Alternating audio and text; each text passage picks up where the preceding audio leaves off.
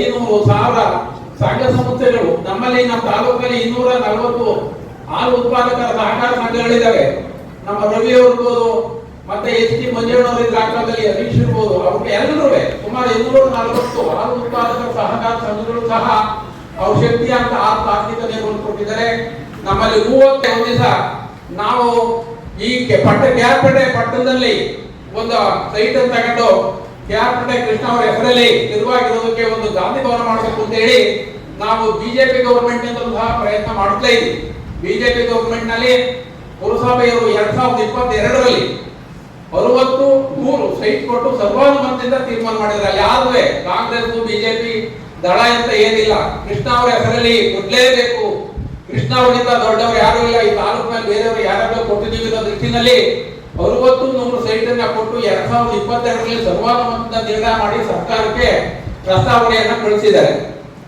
BJP government ಕೊನೆಯ ಹಂತದಲ್ಲಿ ಕಾರಣಾಂತರದಿಂದ ಸಣ್ಣ ಪುಟ್ಟ ವ್ಯತ್ಯಾಸ ಆಗಿ ಅಬ್ಜೆಕ್ಷನ್ ಹಾಕಿ ಡೈರೆಕ್ಟರ್ ಆಫೀಸ್ ಇಂದ ಅಂದ್ರೆ ಡೈರೆಕ್ಟರ್ ಆಫೀಸ್ ಅಬ್ಜೆಕ್ಷನ್ ಆಗಿ ಬಂದಿದೆ. ನಾವು ಪಂಕಜ ಮೇಡಮ್ ನವರು ಈಗ ಈ ಪುರಸಭೆಯ ಅಧ್ಯಕ್ಷರಾಗಿದ್ದಾರೆ, ಅವರ ಹತ್ರ ನಾವು ಪ್ರಾರ್ಥನೆ ಮಾಡ್ಕೊಂಡಿದ್ದೀವಿ. ಮೊನ್ನೆ ನಾವು ಅವ್ರ ಮನೆಗೆ ಇನ್ವಿಟೇಷನ್ ಕೊಟ್ಟಾಗ ಅವ್ರು ಕೊಡಕ್ ಹೋದಾಗ ಒಂದು ಸಿಹಿ ಸುದ್ದಿಯನ್ನು ಹೇಳಿದ್ರು. ಅವರು ಮತ್ತು ಅವರ ಪತ್ನಿ ಪ್ರಕಾಶ್ ಮಾನ್ಯ ಚಲುವರಾಯ ಸ್ವಾಮಿ ಅವರು ಗಂಟು ಬಿದ್ದು ಬಿಟ್ಟವ್ರೆ, ಹತ್ತು ಬಿದ್ದು ಬಿಟ್ಟಿದ್ದಾರೆ ಜನರವ್ರೆ, 100 ನಾವು ಮಾಡ್ಕೊಡ್ತೀವಿ, ತಲೆ ಕೆಡಿಸಬೇಡಿ ಅಂತ ಹೇಳಿ ಆಶ್ವಾಸನೆಯನ್ನು ಕೊಟ್ಟಿದ್ದಾರೆ.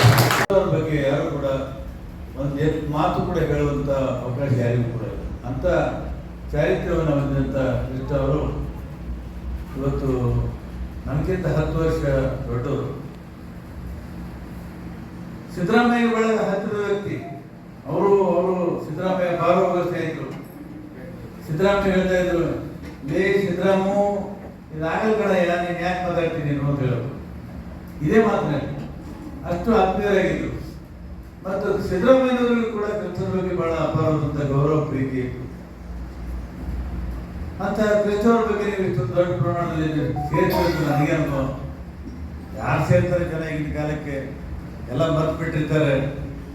ನಾನು ಇಲ್ಲಿ ನೋಡಿದ್ರೆ ಸಂತೋಷ ಆಯ್ತು. ಇಷ್ಟೊಂದು ಅಭಿಮಾನ, ದೊಡ್ಡ ಬೆಳಗನೆ ಒಂದು ಸಂಪತ್ತನ್ನು ಕೈಗೊಂಡಿದ್ದಾರೆ ಕೃಷ್ಣ ಅವರು, ದೊಡ್ಡ ಆಸ್ತಿ ಇಟ್ಟಿದ್ದಾರೆ ಅನ್ನುವಂಥ ಮಾತು ನನಗೆ ನೆನಪು.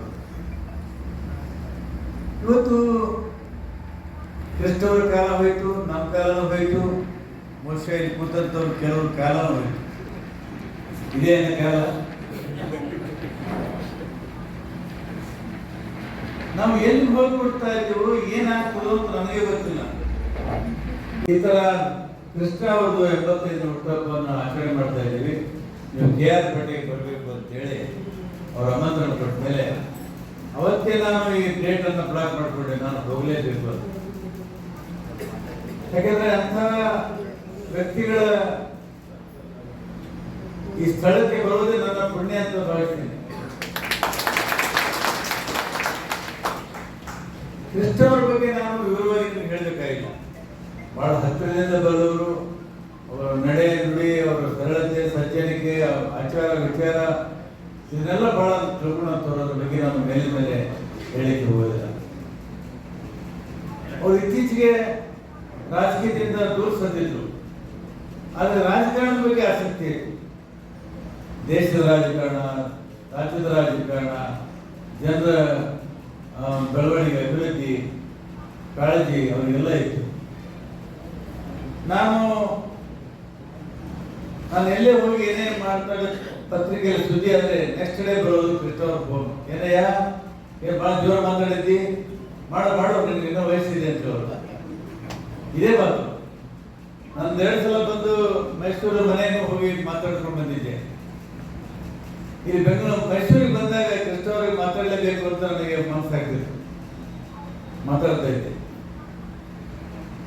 ನಮ್ಮ ವಿಧಾನ ಪರಿಷತ್ ಸಭೆಯಲ್ಲಿ ಇಬ್ಬರು ವಿಧಾನಸಭಾ ಅಧ್ಯಕ್ಷರು ಸರಳತೆ ನಡ್ಕೊಂಡು, ಒಂದು ಕೃಷ್ಣ ಅವರು ಮತ್ತೊಂದು ಇನ್ನೊಬ್ಬ ನಮ್ಮ ಬಣಕಾರ್ ಕೂಡ ಹಾಗೆ.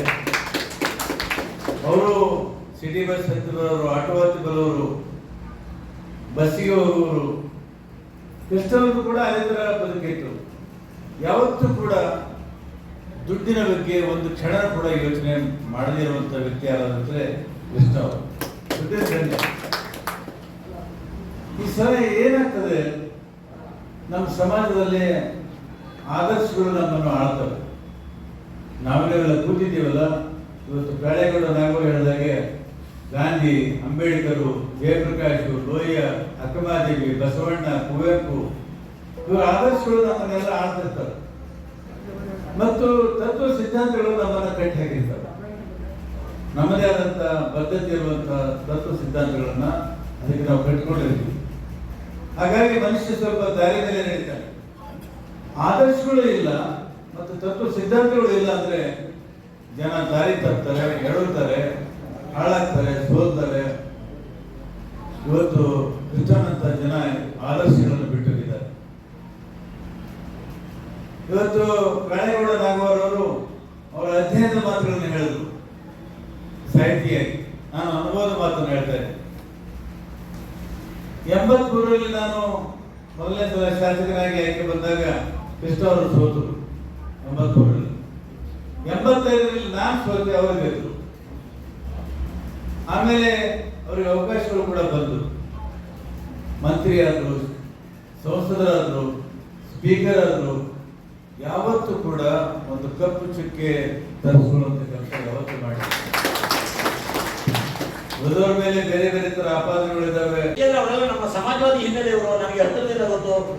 ಮತ್ತೆ ಕೆ ಎಚ್ ರಂಗನಾಥ್ ಅವರು ಕೂಡ ಎಷ್ಟು ಒಂದು ಸರಳವಾದ ವ್ಯಕ್ತಿಯಾಗಿ ಬಂದ್ರು. MP ಪ್ರಕಾಶ್ ನನ್ನ ಪ್ರಾಣ ಸ್ನೇಹಿತರು, ನನಗಿಂತ 6 ವರ್ಷ ದೊಡ್ಡವರು. ಅವರು ಎಷ್ಟು ಸರಳವಾಗಿದ್ರು ಅವರು ನೋಡಿ. ಅಂಥವ್ರಿಗೆ ಪಾಪ ಕ್ಯಾನ್ಸರ್ ಬಂದು, ದುಶ್ಚಟಗಳು ಇಲ್ಲದೆ ಇರೋದು ಕಾಯಿಲೆ ಬಂದು, ಅದೊಂದು ಮಿಸ್ಟ್ರಿ ಅದು. ಆಮೇಲೆ ಸಂಪತ್ತು ಆಪತ್ತು ಅಂತಾರೆ ನೋಡಿ. ಅವರ ಮಗ ಪಾಪ ಅವನು ಕೆಟ್ಟು ಕೆರಾಡದು ಏನೇನು ಆಗ್ಬಿಟ್ಟ.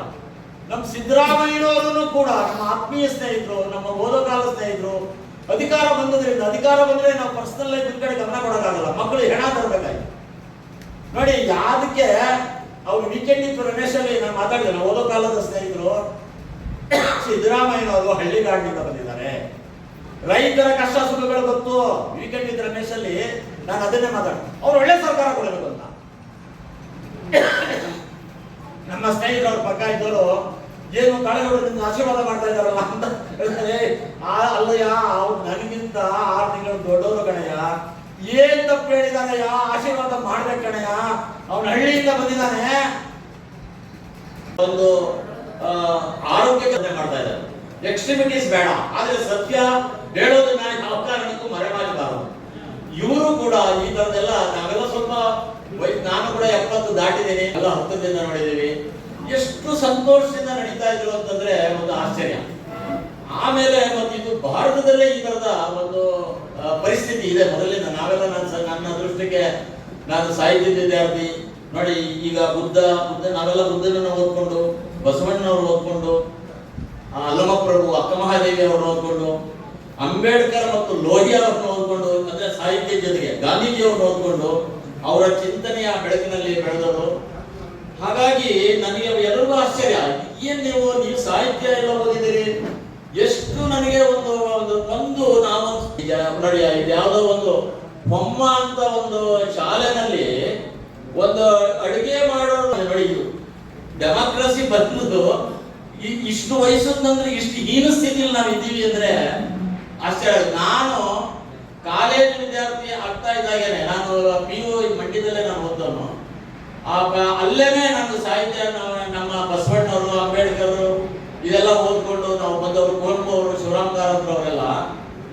ನಾನು ಸೇರ್ತಾ ಇದ್ದಾಗೆ ನನ್ನ ಇಡೀ ಜೀವಮಾನನೆಲ್ಲ ಲೆಕ್ಚರರ್ ಆಗೋ ತನಕ ನಾನು ನಮ್ಮ ದಲಿತ ಕೇರಿಗಳಲ್ಲೇ ಇರ್ತಾ ಇದ್ದೆ.